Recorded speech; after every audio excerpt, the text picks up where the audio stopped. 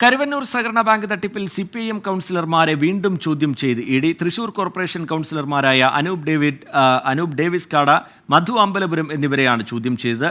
ഇരുവർക്കും കേസിലെ പ്രതി സതീഷ് കുമാറുമായി സാമ്പത്തിക ഇടപാടുകൾ ഉണ്ട് എന്നാണ് ഇഡിയുടെ കണ്ടെത്തൽ. കരുവന്നൂർ സഹകരണ ബാങ്ക് തട്ടിപ്പിൽ എൻഫോഴ്സ്മെന്റ് ഡയറക്ടറേറ്റിന്റെ രണ്ടാം ഘട്ട അന്വേഷണം ആരംഭിച്ചു. സിപിഐഎം കൗൺസിലർമാരായ അനൂപ് ഡേവിസ് കാടയോടും മധു അമ്പലപുരത്തോടും ചോദ്യം ചെയ്യലിന് ഹാജരാകണമെന്ന് ഇഡി നിർദ്ദേശിച്ചിരുന്നു. രാവിലെ 10 മണിയോടെ ഇരുവരും കൊച്ചിയിലെ ഇഡി ഓഫീസിലെത്തി.